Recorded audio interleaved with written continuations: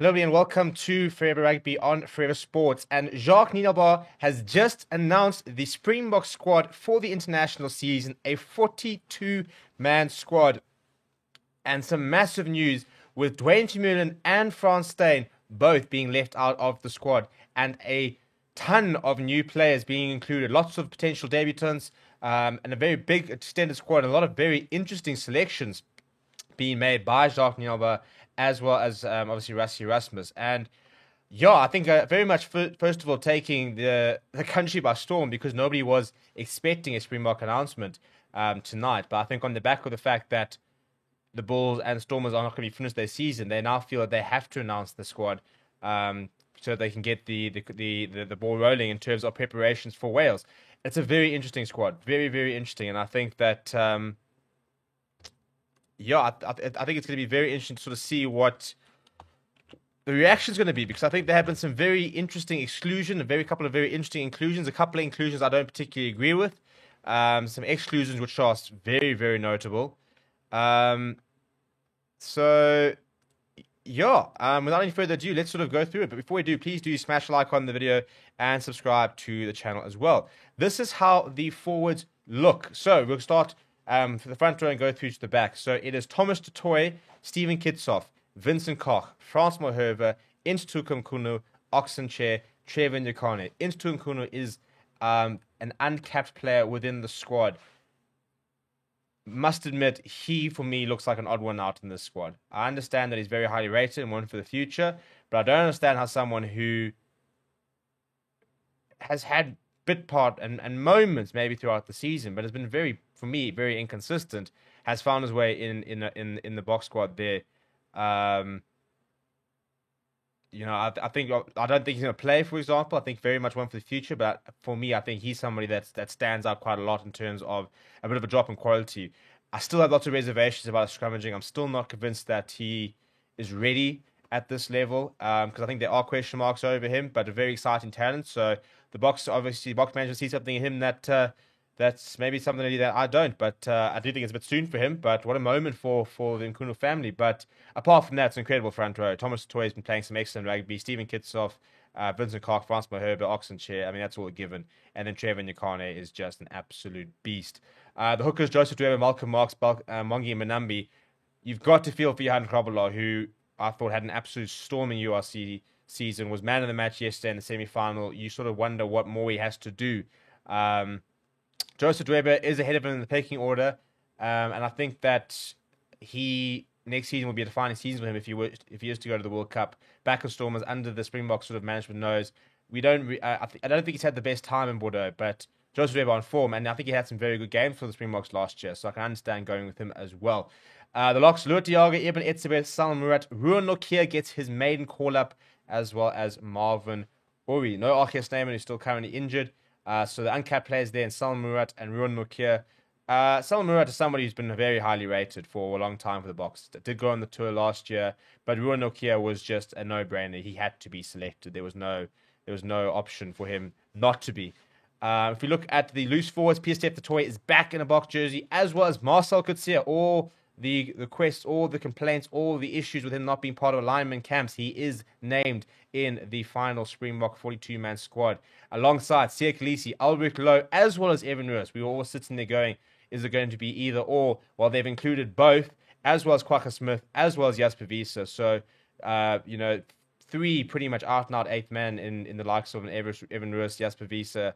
Albert Lowe is a bit more versatile, but and then Kwagga Smith as well. I think somebody who's become very valuable to the Boks. And then three utility forwards in Reynard Alstad, who is a very big admirer in Rassie Erasmus. Deon Fourie is a massive call. And look, I think he has been playing some fantastic rugby. Would I have included him ahead of Dwayne Vermeulen? Probably not. At 35 years old, 36 in September, I'd kind of just sit there thinking, why? He's going to be 37 at the World Cup next year. I understand the experience he can bring, but I think that he occupies a spot in the squad that could have gone somewhere else. And I think that for that reason, I'm very surprised to see him there.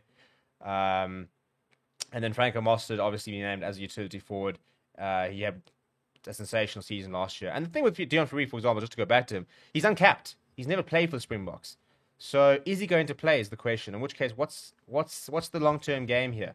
He's not going to, for me, he's not going to be in the starting lineup or in the 23. So I don't really see the point in including a 35-year-old. I know he's playing very well, but a 35-year-old loose forward with no real Springbok future. But if you look at the backs, for example, Faf de Klerk, Jaden Hendrickse, Herschel Yankees, Grant Williams, Kobus Reinach is injured but is included in the squad.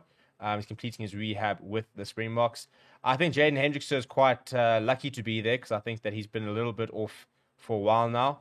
I think if Kobus Reinach wasn't injured, I think that he might have struggled to get in there. Faf de Klerk, obviously the starter. Grant Williams has been very impressive, and Herschel Yankees has been getting better. He has been improving, and is currently the incumbent number 2 for the Springboks. Fly halves, Johan Goosen has been included as the third fly half, and I must admit, I do not see the point. I mean, I know that he's not officially in the squad because it's he's just doing his rehab and stuff like that. So the only are two fly halves in Elton Janks and Andre Pollard.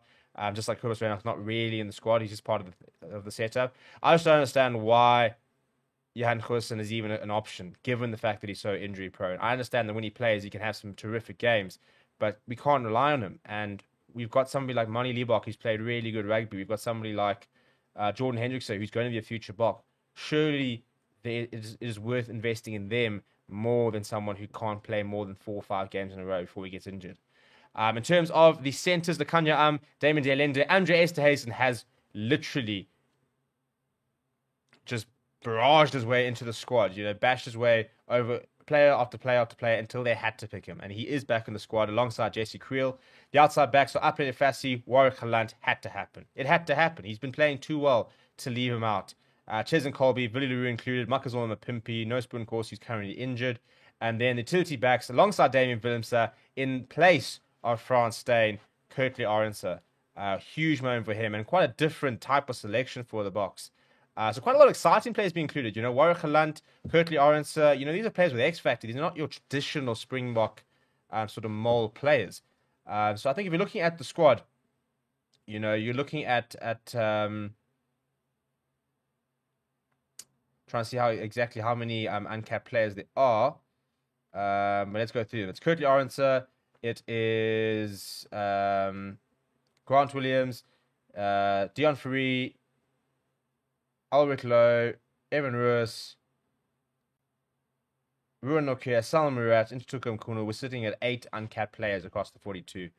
Very interested to see them, which of them will get capped. Let me know what you think down in the comments below. I want to know which players you think will get capped. We're going to speak about the squad throughout the next week as we sort of build up as well to the URC final. Taking us a little bit by surprise. But I want to know what you think of the squad down in the comments below. Please, no Dwayne from you, no Frans Steyn is very big in terms of, is that their Springbok career over?